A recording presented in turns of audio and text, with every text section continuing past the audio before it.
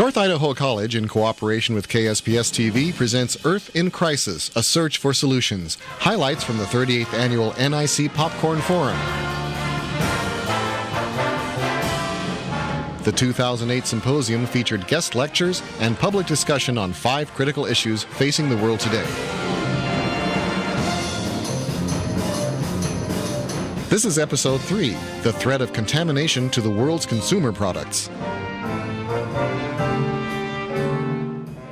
Welcome to the third in our 5 one-hour documentaries entitled Earth in Crisis, A Search for Solutions. On this particular program, we will be featuring a person by the name of Denise Posen.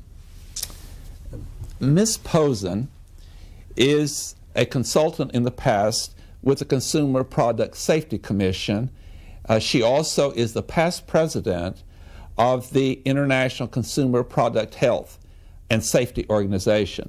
She will be joined in this documentary by a number of other panelists who are also experts on the subject of the threat of contamination to the world's consumer products and food supply.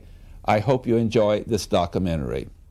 I'd like to point out, first of all, that there really is much good about our country's product supply chains.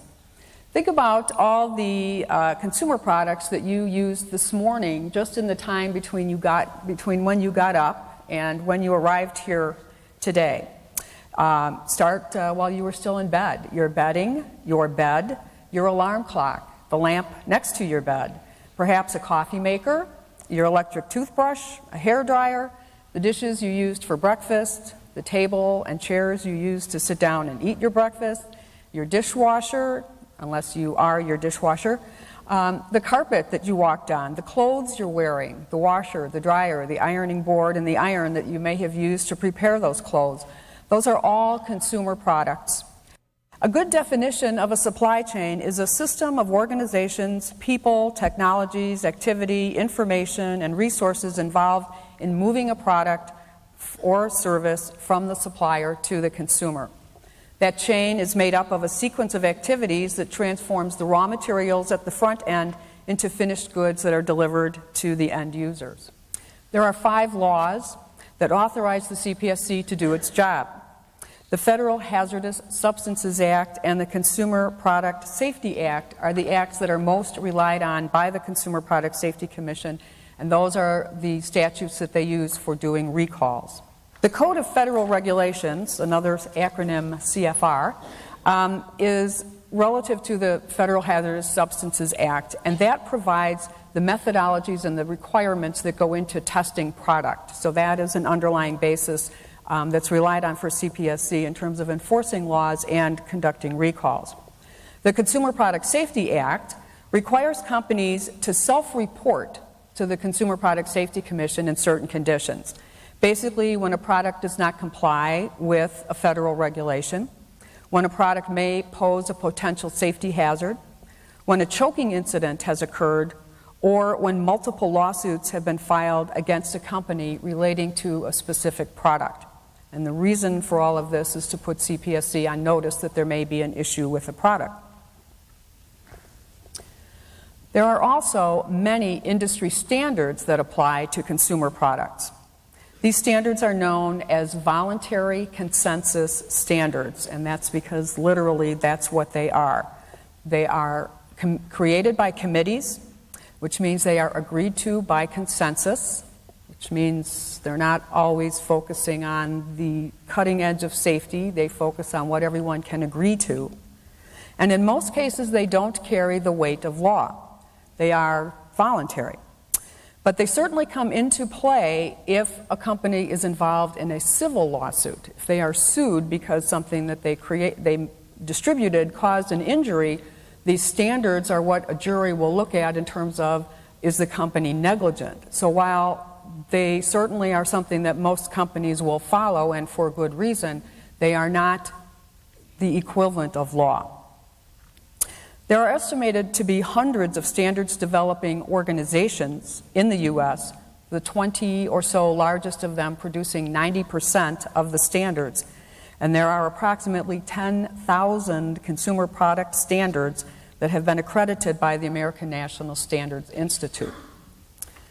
Current U.S. laws enforce the supply chain safety by prohibiting the manufacture, importation, or distribution of any product that does not comply with a mandatory safety standard. Safety is also enforced in an indirect way through penalties for failure to report information as required by the previous laws that I mentioned, the FSHA and the CPSA. CPSC cannot, in a timely manner, order a company to recall a product that they consider to be hazardous. But they can impose a penalty on a company for failing to report that they have a potentially hazardous product in a timely manner. That is the way that they basically go about enforcing safety. Section 15B, if I'm on track here, is that section of the the Consumer Product Safety Act, that requires manufacturers, distributors, importers, and retailers to report to CPSC immediately if they obtain information that raises safety concerns about the product they make or sell. And immediately is considered within 24 hours of being informed of information. Specifically, there's 4 situations that require reporting. When a product fails to comply with a mandatory safety standard under the Consumer Product Safety Act, when a product fails to comply with a voluntary standard that's being relied on by the CPSC. Now, I mentioned earlier that most voluntary standards don't carry the weight of law, but the Consumer Product Safety Commission is authorized to rely on standards as if they are law if they vote on this as a commission and inform the public. So there are a number of voluntary standards that CPSC looks at as being the equivalent of law. There's also a reporting requirement when a product contains a defect which could create a substantial product hazard. And finally, there's a reporting requirement when product creates an unreasonable risk of injury. Section 102 also requires reporting, and that's reporting if a company receives information that a child or anyone has choked on a product. Choking is defined as a cessation of breathing for any length of time, and it's required if children choke on a balloon or a small part, which is also a legal definition of something basically that is small and has the potential to block or occlude the airway. And finally, manufacturers have to report to CPSC, now this is only manufacturers, if they settle or lose 3 lawsuits involving death or grievous injury caused by a particular model of a product within a 2-year period beginning every odd year cycle. Very specific requirements, and these requirements are a relatively recent addition to our consumer product safety laws, and they were put in place because CPSC was not receiving reports, and so now they've said if you end up settling a lawsuit, even if you don't think your product's hazardous, obviously somebody does, so if you settle 2 or 3 or more lawsuits on a particular product, we need to know about it. So that's now in our laws that that has to be reported to CPSC. But in addition to this original purpose of the reporting, CPSC has come to rely on the reporting requirements as a way to penalize companies for non-compliance with the law. And they have to do that because, as many people are surprised to find out, there is no requirement in the United States that product be tested to confirm that it complies with our laws before it is shipped into this country and sold. I think this was dated yesterday. CPSC announced a penalty against Reebok for $1 million, their highest penalty to date, a record penalty, for failing to report that this little locket that was given away with children's Reebok shoes caused a death. So, when are products recalled? Products are recalled usually for one of 3 reasons. Either it doesn't comply with the law, it's not considered to be safe, or a company just simply wants to err on the side of caution, they're not sure, and they're just going to get this off the market anyway because they don't want to deal with lawsuits or any other potential problems. Products that meet federal regulations can still be considered unsafe. That's something that many people don't understand, that you can be compliant and still unsafe with a product. So the final point I'd like to review as background information is the difference between a manufacturing defect and a design defect, which in terms of correcting things, corrective actions and resolution is important. A manufacturing defect occurs when a product does not meet the specs that have been set for it. And I'll talk about setting specs in a little bit. But manufacturing defects, because it's just simply something that doesn't meet spec, that can apply to some of your product or all of your product, because it happens during the manufacturing process. A design defect, on the other hand, does affect all of your products.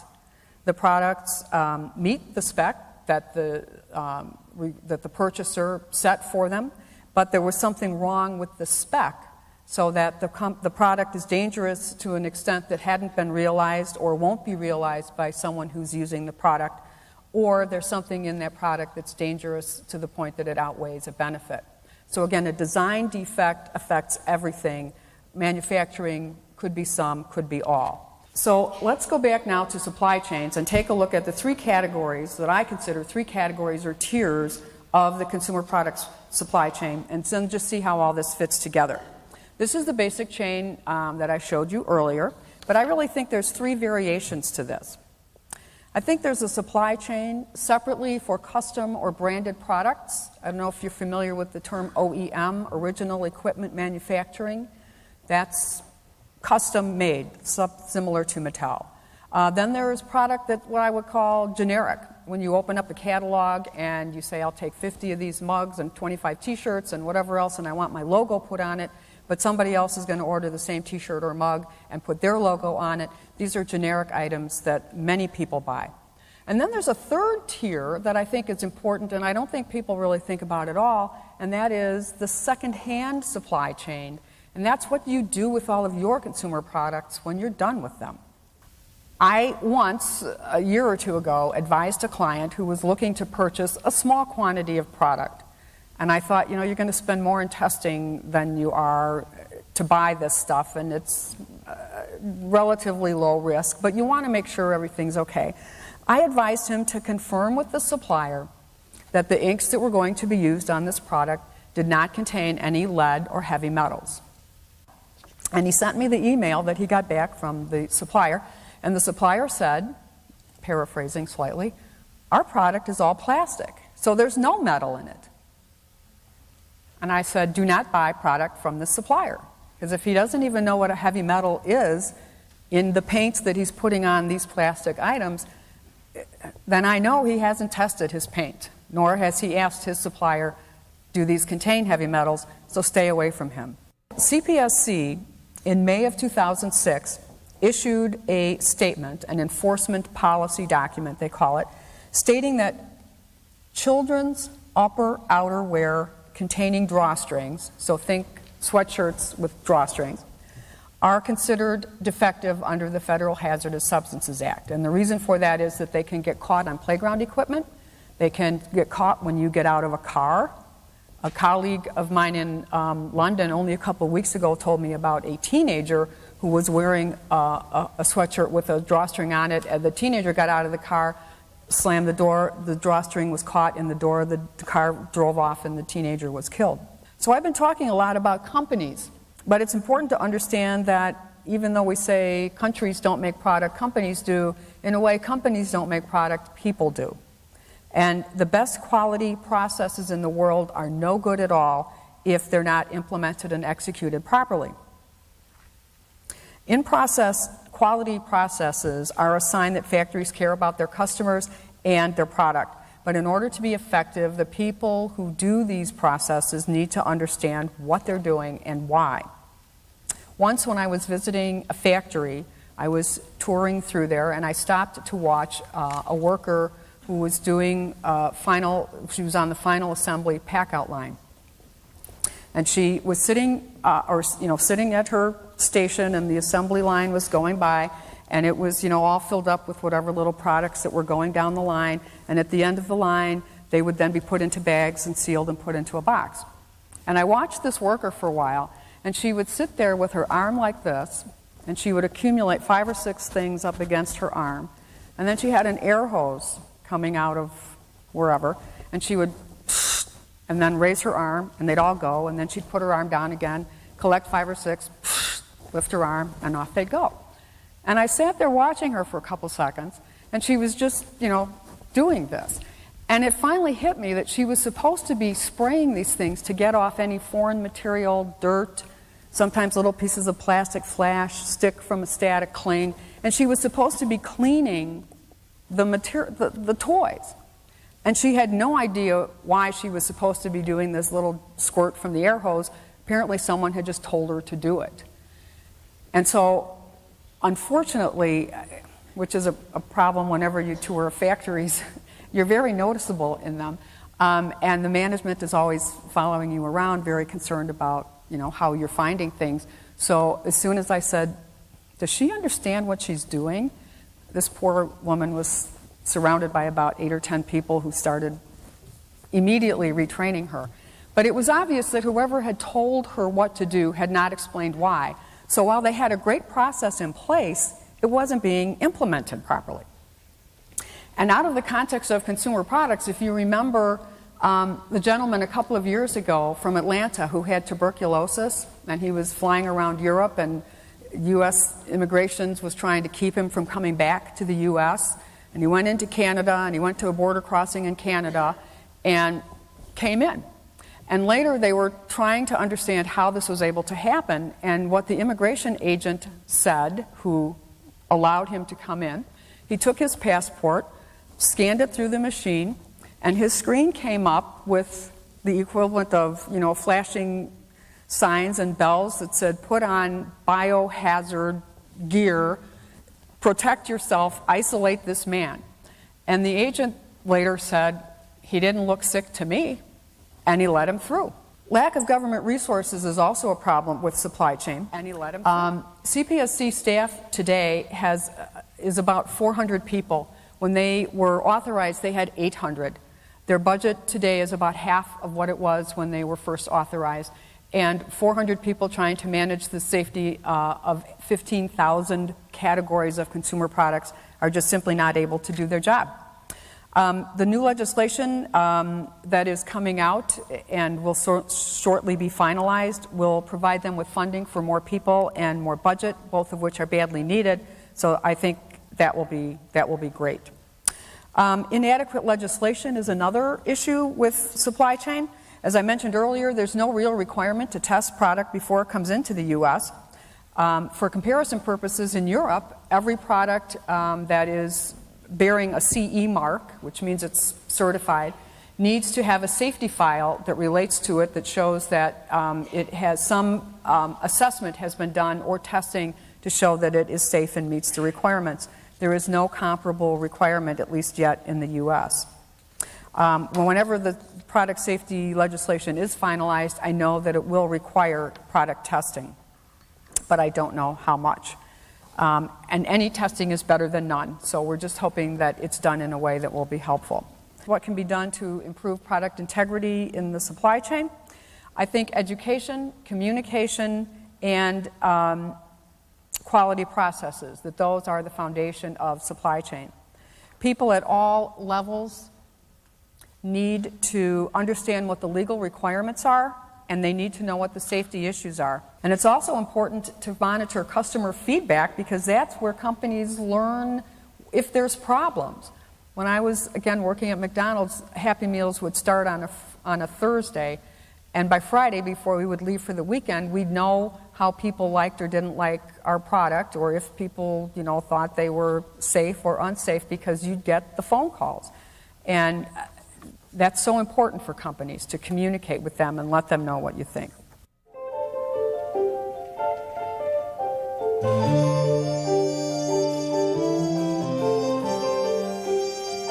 This morning's presentation was highly informative.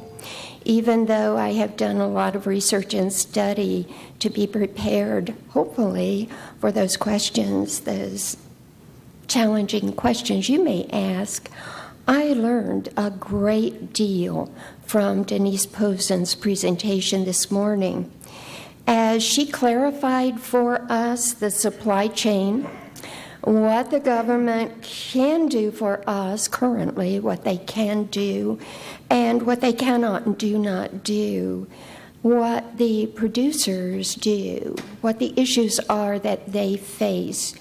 That was highly informative because we need to approach what we expect of others and what we expect of ourselves in order to, and we need to do that from an informed basis. So, what is it you and I want? What do we need? What do we expect? I think it's probably pretty straightforward and pretty self-evident. What we want is to be able to trust that the products that are a part of our daily lives, from the cars that we drive, to the cosmetics that we use, to the drugs that we take, to the machines and devices used in the diagnosis and treatment of our health conditions, to the food and the water we consume, that all of these are safe and do not put us at risk for injury or illness. That is not only our desire, I think it is our expectation and what we consider as our right as citizens. One of the other things that I have learned, and Tony, I hope I'm accurate, is that one of the functions of government is to provide for its citizens what, with all their best efforts, citizens cannot provide for themselves. Tony's nodding. Yes, that is true. So, given that, we are faced with a reality, and the reality is that we cannot truly trust in all those products, all that I mentioned above. We realize that we are not fully safe, and furthermore, we are confronted with examples of that reality multiple times in multiple ways. Do any of you have CNN with your breakfast as I do? I saw a few smiles, so I think there are a few people out there who join me.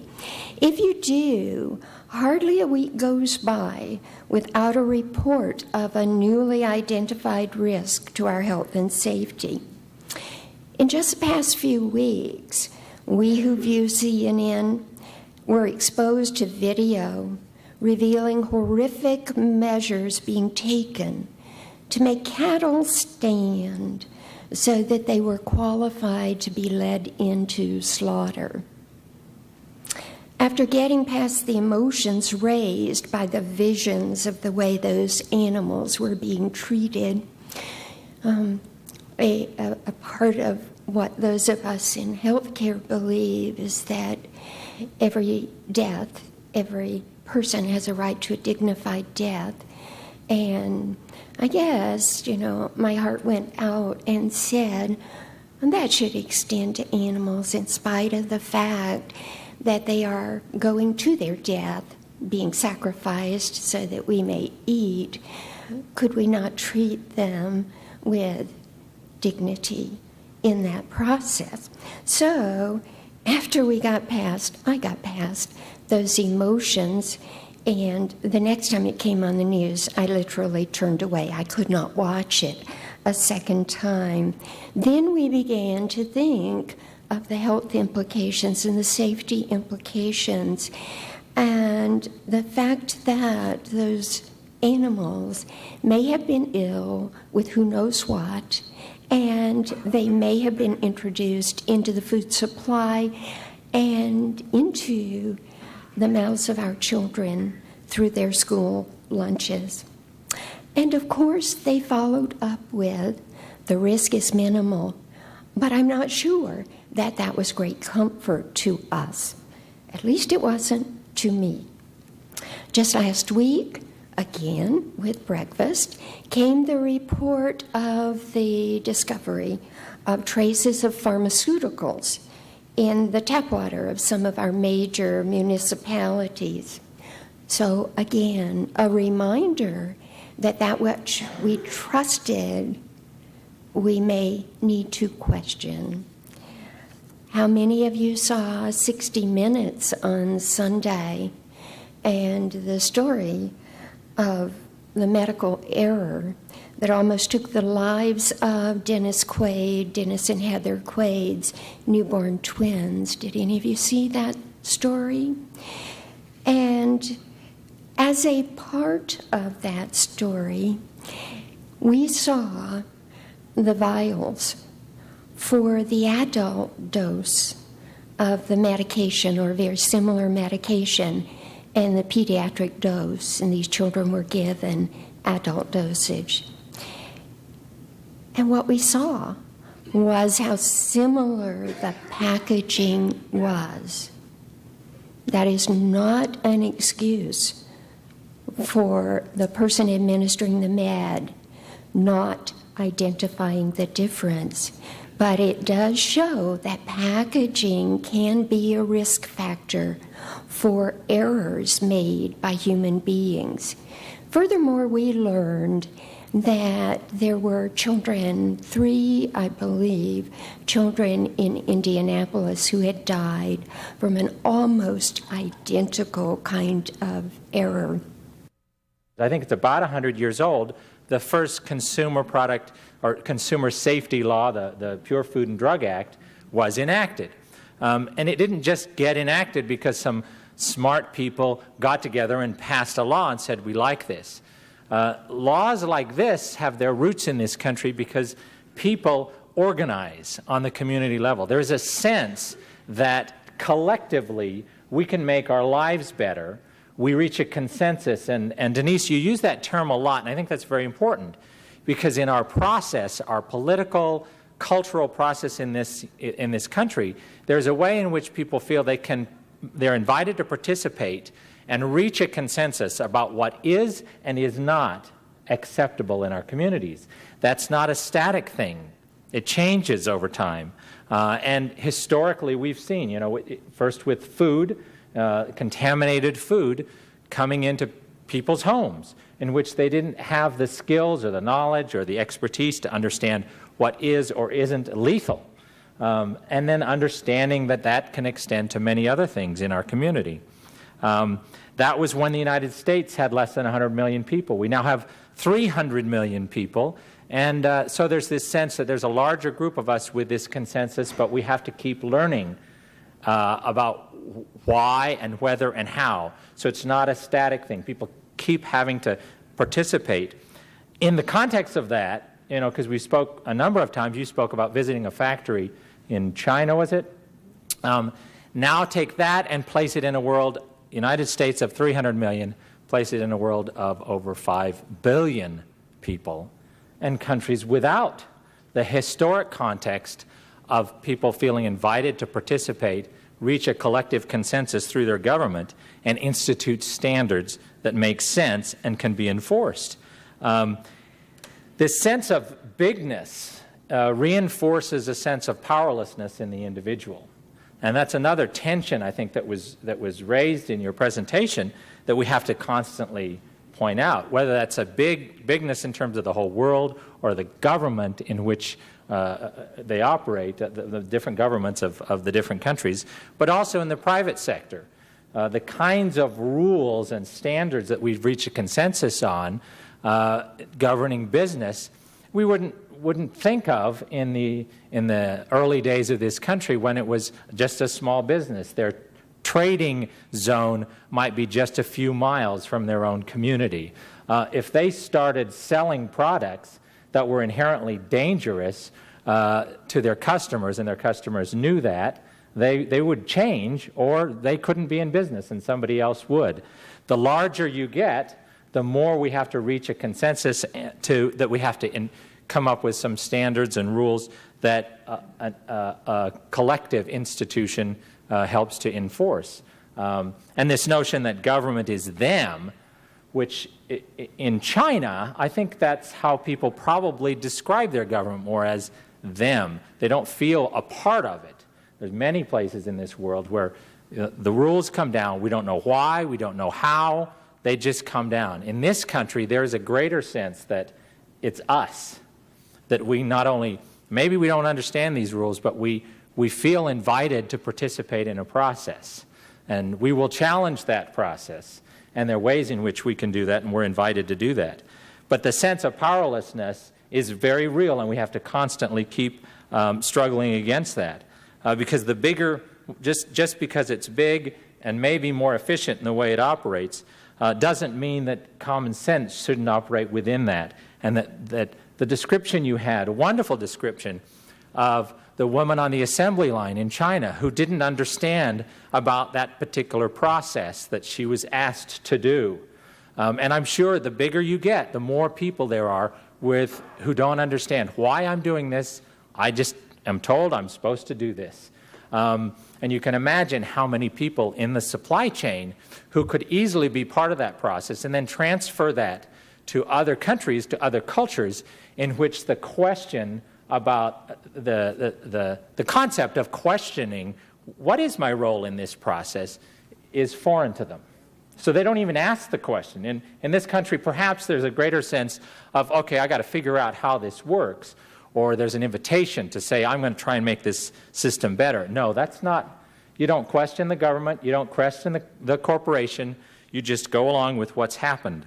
And that adds to the dilemma because now we're so intertwined. This isn't just American companies. The concepts behind our consumer product safety, our food safety laws, were developed in the context of the United States. This doesn't, we have to really engage in a discussion and actively participate as to how does that translate into the larger world. Is it like pouring, a bucket of colored water into a gigantic lake where it just gets dissipated and we can't see it anymore? Is that what happens to American standards that we've developed a consensus on over the last 100 years when we enter into a foreign trading environment, an international trading environment? Does it just get dissipated out and become largely irrelevant? Is there going to be too much pressure to say those standards aren't relevant? Even though we've worked so hard, people have died, people have organized over many generations to reach a consensus on certain things. And I think it's very appropriate that the examples you used related to lead poisoning, and you came to the right part of the United States to talk about a history of lead poisoning and the impacts on people of lead. And if you are here for 3 or 4 more months, you can hear nothing but powerful, compelling stories about the impact on families in this area of lead that's gotten into people's bodies for generations. The other notion I thought was very important that you raised is to be effective in the supply chain, private interests have to have an arm's length relationship, because when it gets too close, then those standards get undermined. The notion of an arm's length relationship also has to exist between public entities and private entities. And sometimes that's where I see a lot of blurring of the lines between the regulator and the regulated. And in this country, we have a process of electing people, city, county, state, federal level. But we also have a process of saying in order for you to run, you have to raise money from interest groups. And oftentimes it's the very entities that are being regulated that are most motivated to give money to the people who will be overseeing them. And there isn't necessarily the culture of keeping an arm's length relationship in order to protect those standards. Ms. Posen, I want to continue our conversation, and in this documentary we've taken a number of things from your formal speech, and thank you for being with us. We appreciate it very much. Thank you. I've enjoyed it. Well, you certainly are an expert in this area, and I'm very impressed with your credentials. In addition to being an attorney where there's legal questions involved, you have worked for years with corporations such as McDonald's, and then you're a consultant with different corporations. Based on that, we do have some regulations in our country that I assume they're different from other countries. How do we stack up in relation to other countries around the world and the kinds of laws and rules and regulations that we have to try to produce safe products? Are we one of the best, or are we somewhere in the middle, or what is our status? I think we are very well positioned relative to the rest of the world. I think right now the United States and Europe are the two leading standards for consumer products. Outside of the U.S., most countries, if they don't have their own standard, they follow the European standards or they base theirs on the European. But they both cover the same major issues. They just sometimes have slightly different approaches to them. That's one of the things that I worked with companies that are global in terms of coming up with global safety standards and manuals for the products that they put together. And when you look at what's available in the U.S. versus, or what the standards are in the U.S. versus Europe, again, they are very comparable. I think where Europe probably leads the U.S. is in their approach or their perspective on environmental issues.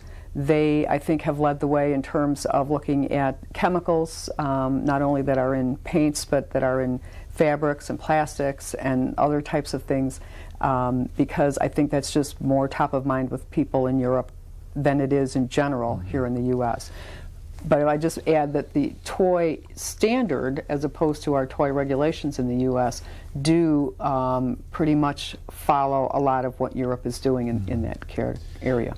Obviously, it is correct that whatever standards and regulations we have for producing products in this country, we cannot carry those abroad and require other countries to follow those same standards before products come into this country from there. Is that correct? Right. Each country has jurisdiction over its own people, right, and they have their own laws, and so the laws that apply within the U.S. are enforced for product coming into the U.S. that are used by, within the U.S. for U.S. consumption. Yeah, there's just, from a jurisdictional standpoint, aside from any others, you could not impose U.S. standards and requirements on other countries. And those countries that have the fewest standards, or maybe almost without standards, and in our international trade, they want to send products to this country. Is there a requirement by our government that has to be labeled so that American citizens know if it was produced here or somewhere else? Well, that is a customs requirement, right, and I believe it's for trade purposes. That any time you're going to buy a consumer product in the store, you should know what the country of origin is from that. And so that has to be placed either on the package or on the product in a way that the consumer can read that before they purchase the product. And if it is made in or assembled from pieces in different countries, that has to be on there too. But again, the country that it's manufactured in really does not affect the standards that apply to it, because whatever country it's manufactured in, if it's being shipped to the U.S., it needs to comply with the U.S. standards. And so if you look at a product and you see it's from another country, but if you cannot see this in another country, does it always have made in the United States, or can one assume that if it's not listed in another country that it was produced in this country? Yeah, there is not a requirement to label it if it was made in the U.S. I think many companies do that because they're proud of the fact, and some labels say proudly made in the United States. So they want you to know that their product is made here. But because it's a customs requirement for things that are imported into the country, if it's made here in the United States, there's not a requirement for country of origin on it. Products that are made here, and we do a lot of shipping abroad too. Mm-hmm. So obviously, as it leaves this country, it has met those standards, even if it's going to a country that does not have this as stringent a requirement.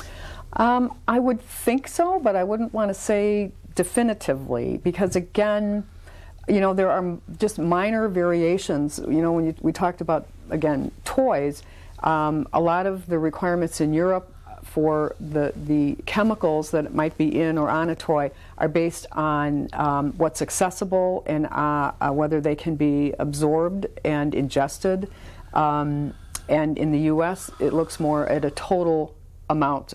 So there's different, Mattel, in fact, I think with one of the recalls that they had, they recalled product from Europe that passed the European requirements, but it was just part of their overall recall because it failed U.S. It in terms of soluble levels, which is what Europe looks at, there was not enough lead in the product to really be absorbed or ingested, so it met the European requirements, but it was over the U.S. requirement, which is based on a total value, whether it's soluble or not.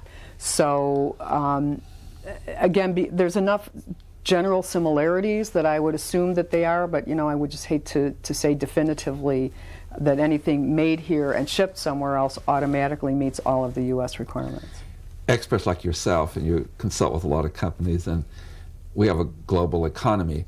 So since we've outsourced many products and jobs, are we making lots of progress, or are people in this country, consultants such as yourself, very interested in trying to get more global requirements on safety since products are flowing across the globe? That is a desire not only of consultants, but I think also for laboratories and just manufacturers in general. It's very difficult for a company who is making a product to have to maybe put different wording on it, or different components in it, or slightly different materials or whatever, in order to get it to comply with a variety of different countries. Even labeling requirements are different. You have to use certain words here and certain words there. So it is very much something that I think everyone involved would like to have uniformity of standards and global standards.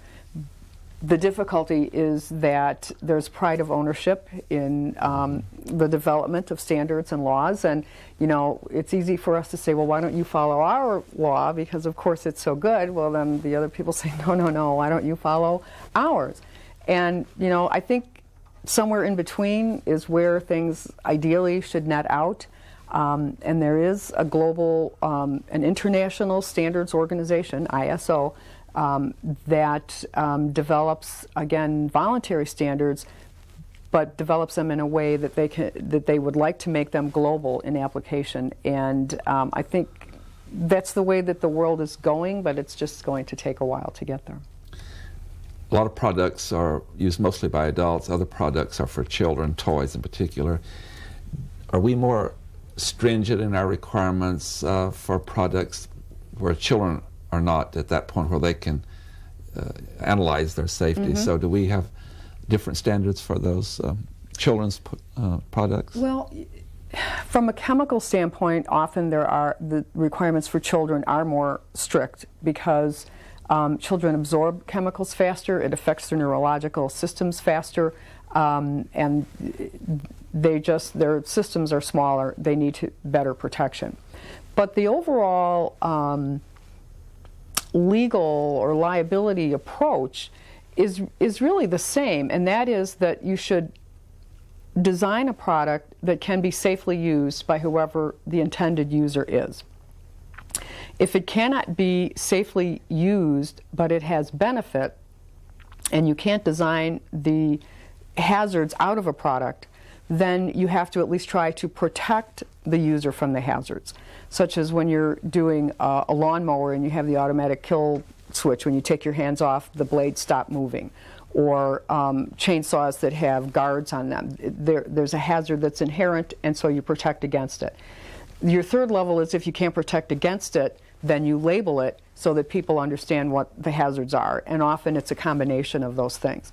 So with adults, because we tend to get into more high-risk activities, you have all of those aspects of it.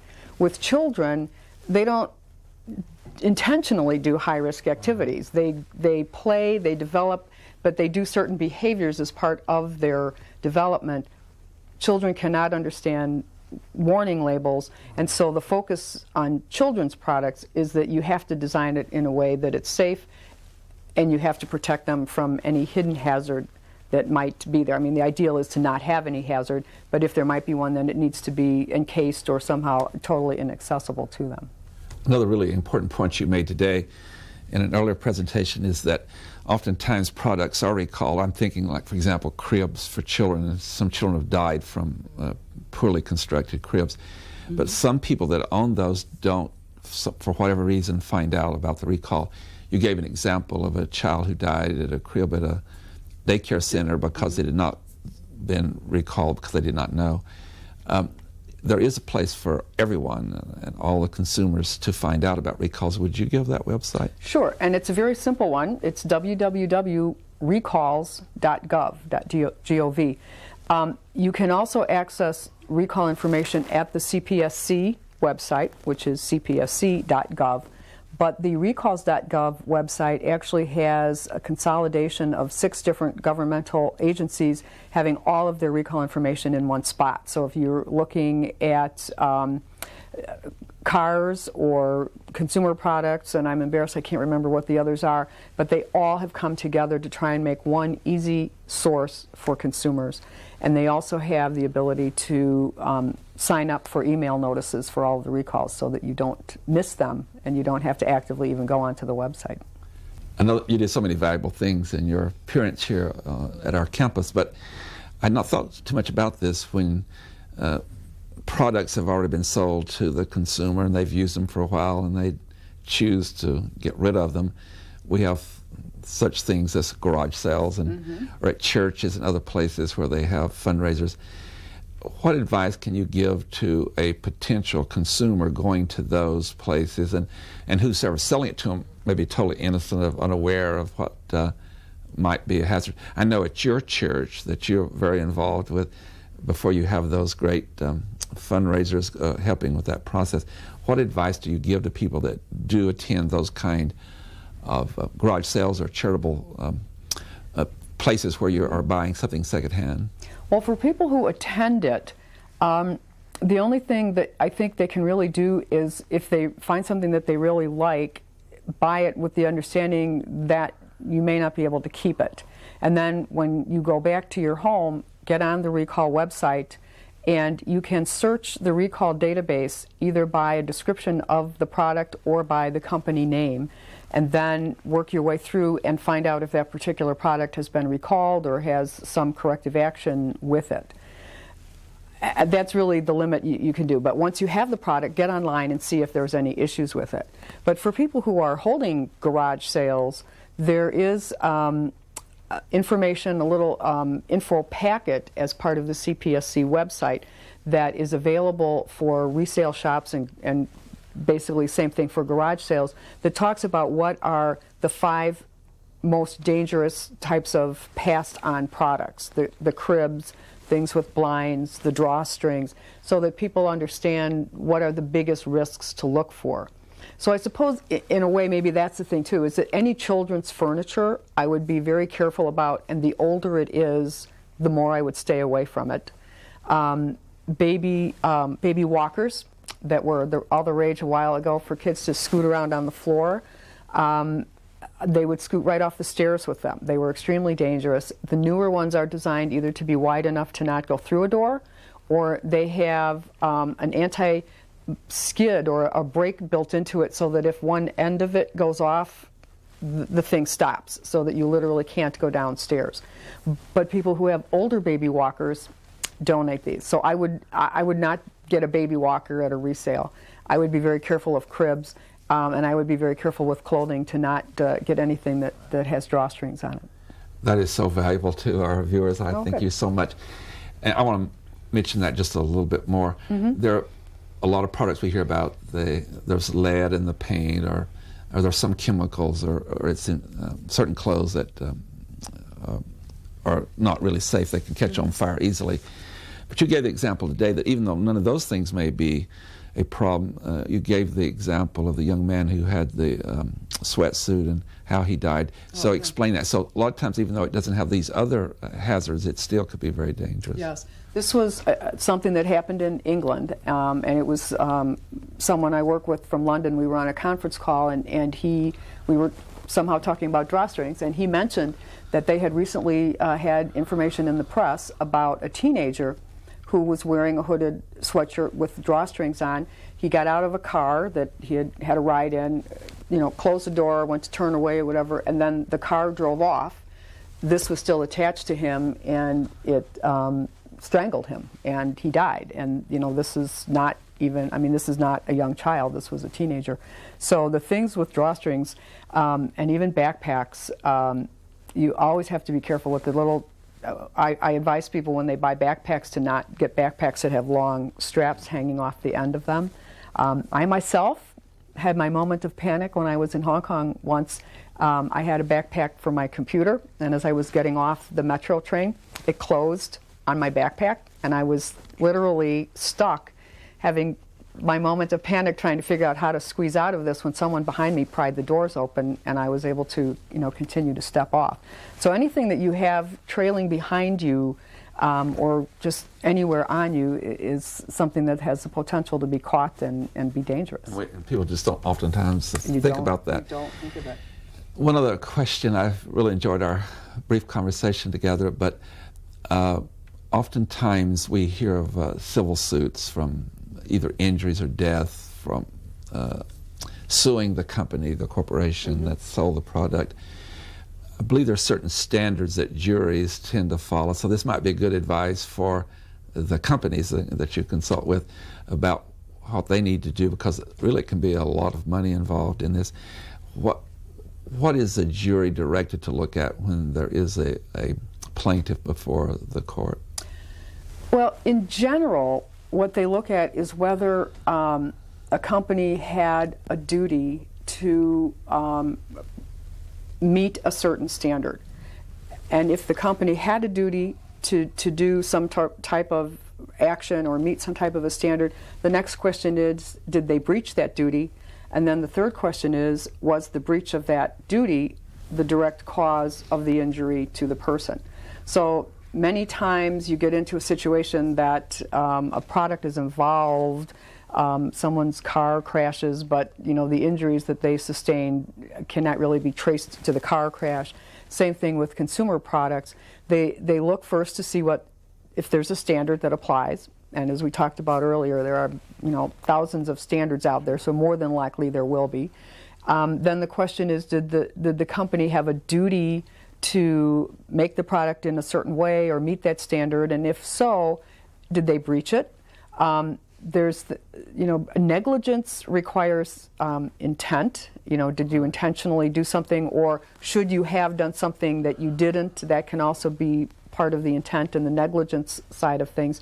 But then there's also what's called strict liability, where if it can be shown that your product caused an injury in strict liability states, then you're liable. So there's lawsuits that can be filed based on negligence, usually claiming that a product was defective when it was made or defective when it left the factory, and the defect was caused by negligence and that defect caused the injury. Or in other states that have just strict liability, it's sufficient to just simply say it's very clear this product caused this injury. The other thing a company really needs to do, is it not, if they have a product and say someone dies from this or is seriously injured, don't some corporations have a real problem because they don't, as the law would indicate, report it to the proper agency? Well, there are reporting requirements for the consumer products, and they require companies to report when they receive information that may cause them or lead them to believe that there may be a hazard or defect with the product. So the intent there is not that they take the time to do their own investigation and determine for themselves whether they think their product was defective, but they need to report to the Consumer Product Safety Commission whenever they receive information. And generally what the CPSC goes back in time and looks at, if they're looking to penalize them for not reporting, is when did you start receiving complaints, how many did you receive, how similar were they, how close in time were they. They look at all of that, because to receive one complaint, depending on what it is, even one complaint might raise that obligation. But certainly if you would have a death, right, I would consider that a reportable incident. Right. And my final question in our conversation today is, you just recently finished a term as the president of the International Consumer Product Health and Safety Organization. Mm-hmm. Tell us a little about your organization and what they do and how they promote safety. Well, that is a not-for-profit organization. has somewhere between 300 and 500 members. We're kind of loose on our membership counts, although we're tightening that up going forward. But we have an annual symposium in the United States, and we put on a 3-day program for any individual who is interested in consumer product safety. And as part of that, we have representatives from the Consumer Product Safety Commission, the enforcement staff, and their management come in and make presentations, talk about what's new, what are their policies, how do they do all these things so that everyone can understand. We have people who do research in all different areas of human factors and safety issues come and present and do panels. We opened it up for people to provide us, to submit proposals, basically. And we're fortunate enough to have to turn people away in terms of ideas. But the intent there is that we have people from manufacturing, we have people from government, we do have people, we are fortunate to be able to get regulators from Europe and other countries. At our Washington session we had people from Japan and Korea, people from Europe who come, and we present information, we provide networking opportunities so that the regulated and the regulators can get together, talk, discuss issues. We had a very interesting session in the last conference because, as I mentioned in one of my earlier talks, the states are now coming up with their own laws and regulations and enforcements on these things, and we had a conference or a panel with the representatives from Illinois, California, and New York, which are the leading states. And it was very educational and also informative because the people from the CPSC were in the audience and stood up and were having dialogue about, this is how what you're doing in the states affects us in the federal government. And it was just good for them to be able to discuss that and be able for each of them to take that information back. So that's what we do. We have an annual conference in the U.S. We now alternate between Europe and Asia, and then have an international conference in addition, so that we can pull people who might not be able to travel to the U.S. That's the way we can globally try to tie everything together. That's right. Mm-hmm. Ms. Posen, thank you so much. It was great having you on the program. Okay, thanks. Good luck in your work. Thank you. We hope you have enjoyed this one-hour documentary addressing the issue of the threat of contamination to the world's consumer products and food safety. It is one of 5 one-hour documentaries addressing Earth in Crisis, A Search for Solutions. I hope you will join us for our 4th documentary at a later date.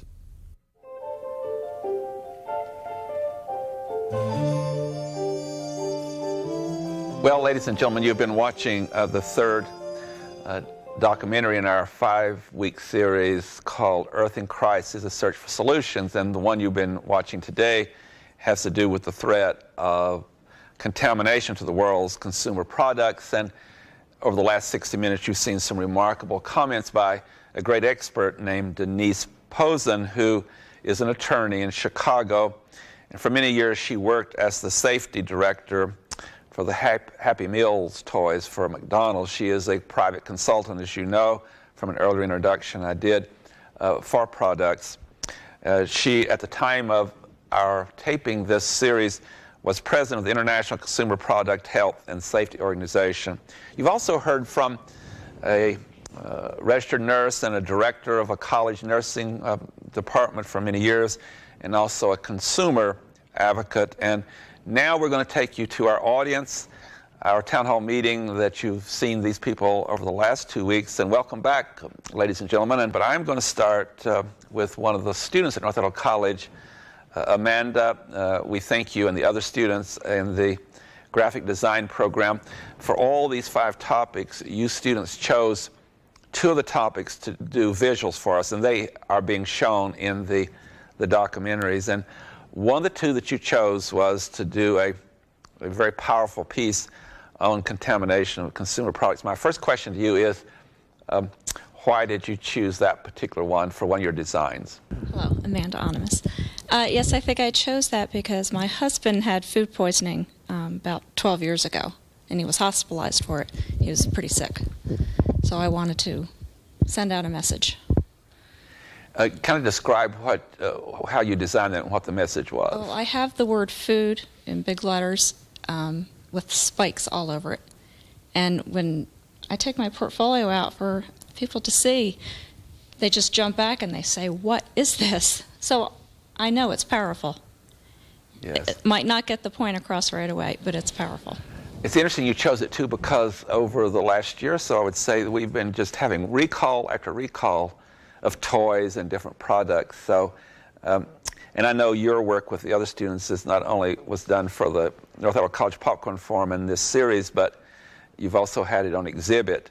And in a moment, we're going to have Erna Reinhardt ask a question, but I'm going to turn the mic over to Philippe here, because he was the instructor in charge of this. I am Philippe Val, graphic design instructor at North Iowa College.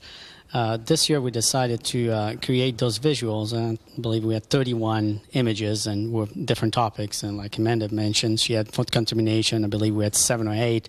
And the idea for me was to create awareness and understand and provide to the public in a very short message, a short visual, no text, basic images to create an impact. And I've been aware recently about the number of recalls, and especially with the bottles.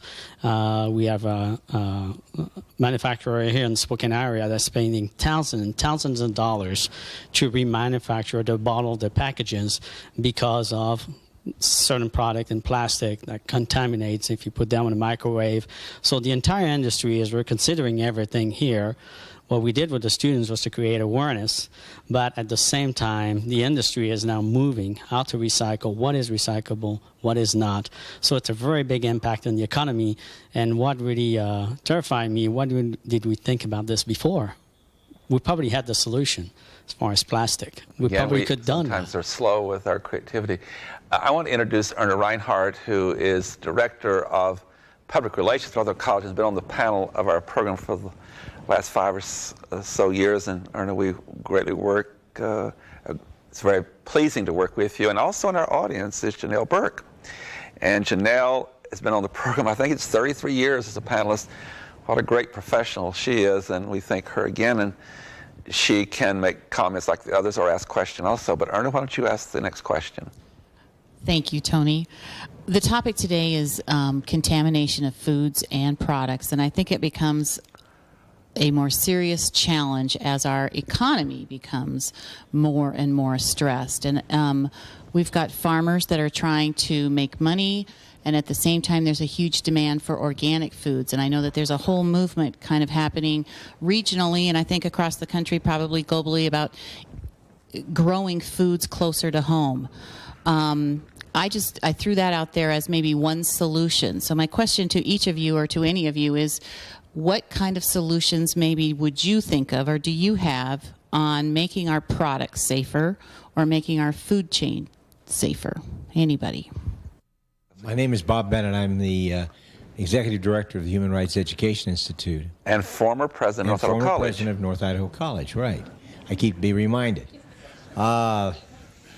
I guess I would say that, we're so busy in our lives that sometimes we don't think about what we put in our mouths, and we're constantly given so much stimulus to eat in terms of food. So I guess sometimes we're busy. But going back to what I said before, I think we should read.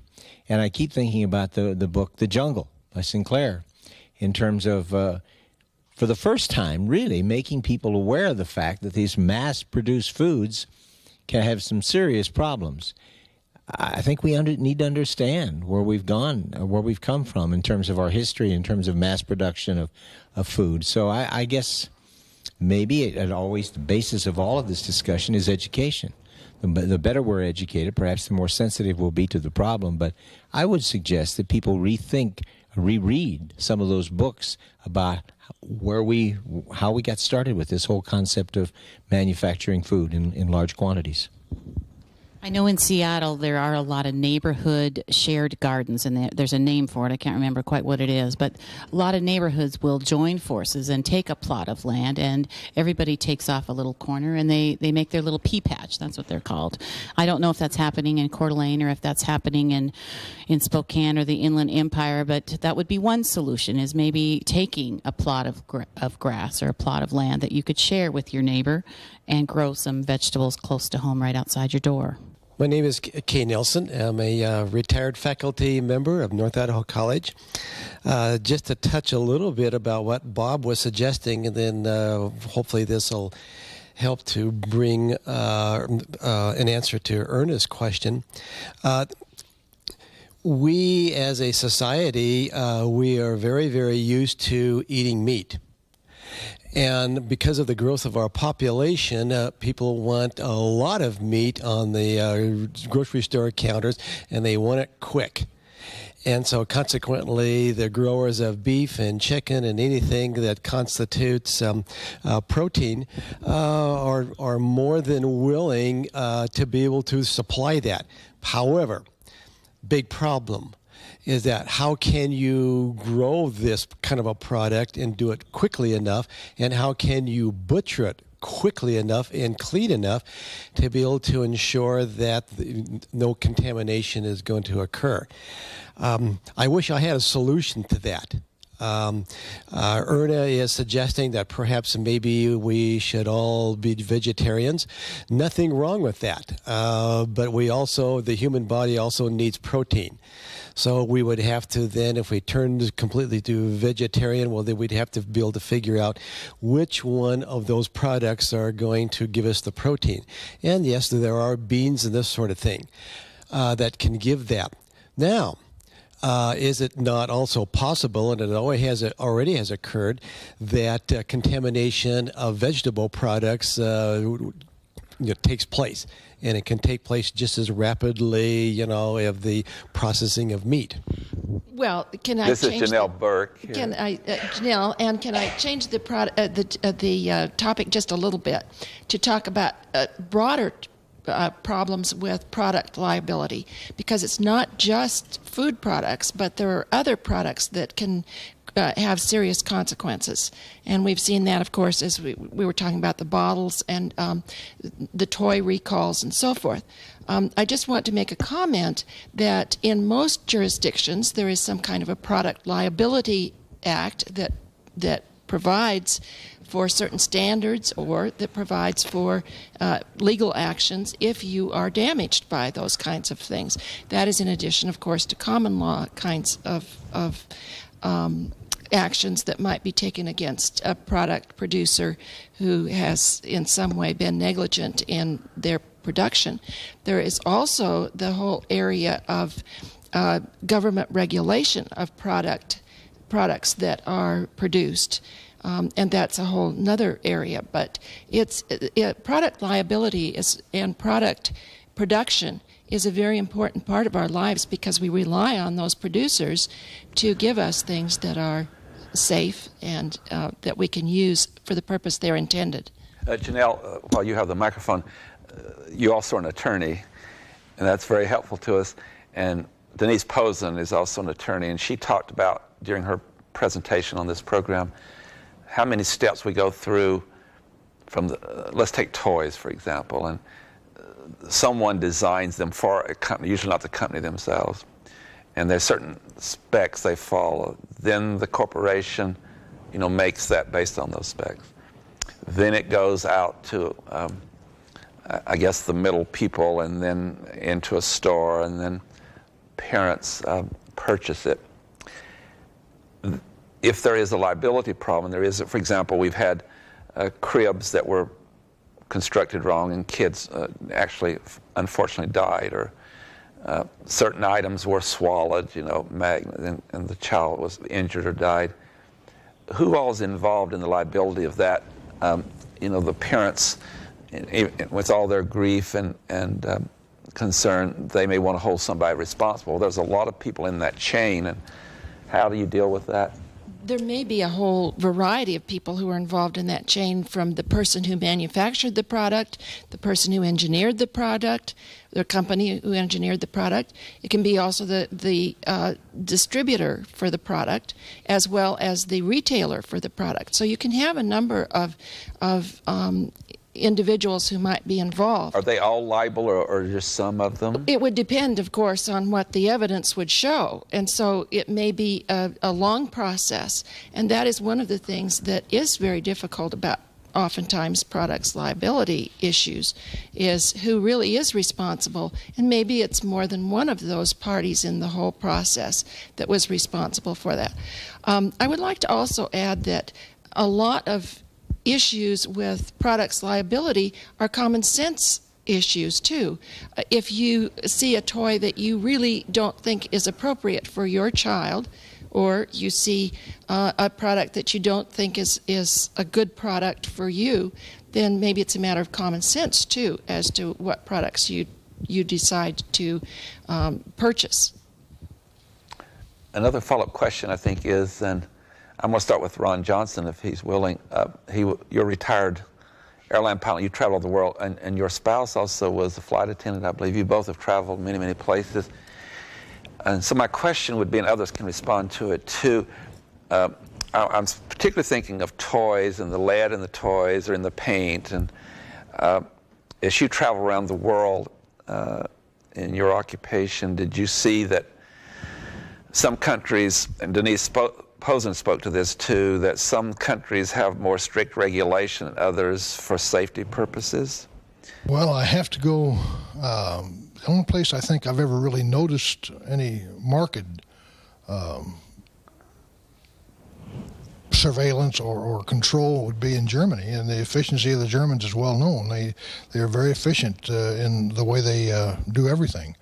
The German society is, to my opinion, my wife and I have a disagreement on this, but the German society is very regulated, but they regulate themselves voluntarily.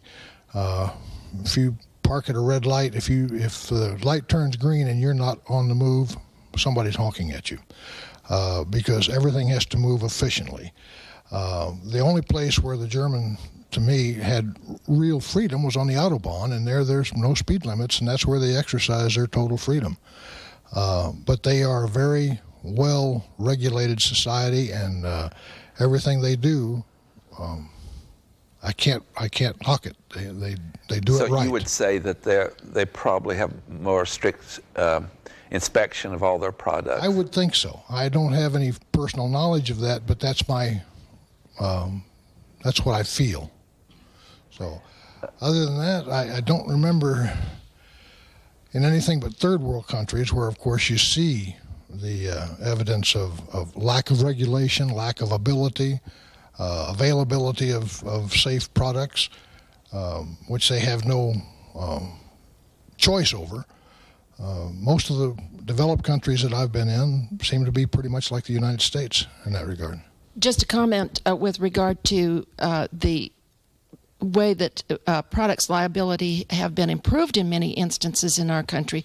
If you look back at car safety, the way we traveled with our children when our children were young, and how people now travel with their children in their cars, much different way of using seat belts and other kinds of things.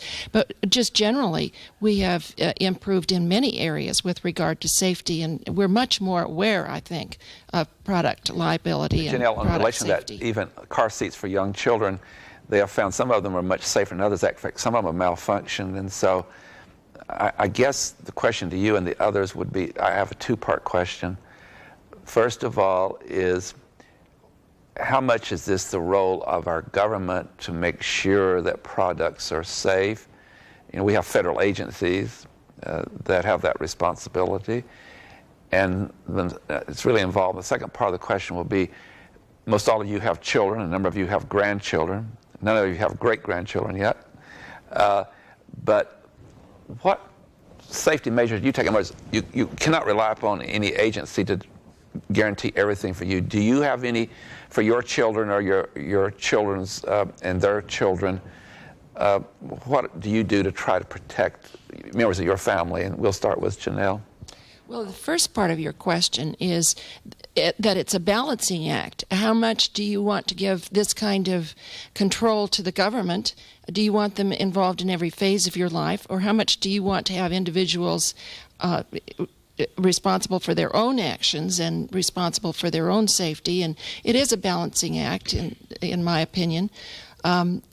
With regard to the second part, it goes back to it's up to each one of us to be careful about what we're using, and some of that is the marketplace at work, too. People aren't going to buy the unsafe products once it's known that they're an unsafe product, that people generally are not going to purchase them. But there have to be some government regulations, or we would have an overrun of unsafe products. I'm Lauren Burke. I'm a retired banker. One thing that, in regard to what Janelle just said, we grew up accustomed to thinking the government was going to make sure our food was safe, and most of the products we bought. And now we have known that apparently, because of the cutbacks, a lot of those things are not happening, and that's a real concern. I know that in the past we've bought car seats for our kids that now would be totally outlawed, and I remember when we grew up, we stood behind the back seat of the car while our parents sat in the front seat, and if anything would have happened, or we were laying down in the back window, but things have changed a lot in that regard. And that's where some of the government improvements have come along. But I think the food and vitamins and that sort of thing are where we really, really need to have the government involved. Well, I have to agree with Bob said about the government. If somebody does get sick off of a bag of salad, somebody gets sick, they pull it off the shelves immediately. And I do have to commend the government for that. Do you go through any process? Do you look at any labels on them, and especially if you're dealing with your precious grandchildren? How do you find out if a toy has lead in it, or it's a toy that Denise Posen talked about, some little magnets that come off toys and kids would swallow them? Do you look at toys or cribs, whatever there was, to look for it as a danger? What's your guide? Let me give you one more example that she used that I thought was just incredibly important. This happened to a young man, a teenager in London. He had a kind of a raincoat or jacket, and a lot of those have those, they have little ties that come down, hangs down that you can tie. And it's such a tragedy. He got out of a car, and as he got out, one of those strings caught in the door, and they drove away, and it killed him. It got wrapped somehow around his neck and killed him. So anyway, that's just a terribly sad story, but do you look at any of those kind of things? What do you do, Erna? Tony, before we go to the citizens, I just wanted to remember, I guess, and thank one of the heroes in this whole field, Ralph Nader. Back in whenever it was, the 70s is when I remember he became prominent, but he did a lot of research, and I know that there are things out there like Consumer Reports where you can actually read a lot about products, not just about the quality, but whether or not they're safe. And thank goodness for the internet. I think all of us, when we go to buy something major, we do a little research, and you can Google your product and then get people's feedback. So I think that kind of ties into what you were just saying. But maybe we could ask anybody, how many of you have used Consumer Reports as a guide for when you buy something? I mean, it is a great resource for that kind of information. Before we go to them, Erna, let me just say, you just did a brilliant thing. That is, to try to be safe, you gave them great advice, and I think Denise Posen said that too, but the internet is just an incredibly important thing to check the safety of products, and you can go to Google, and there are some others too. Hi, I'm Jeff Jeske, small-time entrepreneur, part-time thinker, part-time writer. You're scaring the heck out of me, Tony, because in many ways, even if we can and do go on the internet or look at Consumer Reports, we may not always find out that, gee whiz, that toy has lead in it, because sometimes it may take days, weeks, months, years before we ever know this. And it's a very, very scary thing in my mind. I kind of try not to buy anything whenever I have. It's like, recycle it. The kids grew out of their little toys. I threw them in a bag, and I've hung on to them, and my grandkids are having fun with them. Let me just interrupt. You have a new granddaughter. She's just precious, I know, to you. what are you doing with your daughter and your granddaughter? How are you going to help protect her? Well, I think the first part, and everybody here is going to first agree, education. And so my daughter also has her bachelor's degree, is fairly sharp, and yes, we do talk about this, that, and the other, and I got to give her credit for that, of course. But first, it's the education. And now with granddaughter, she'll have two of us, God willing, to bombard her with be careful of this, be careful of that. And I think parents essentially have done that sort of thing for as long as parents have been around.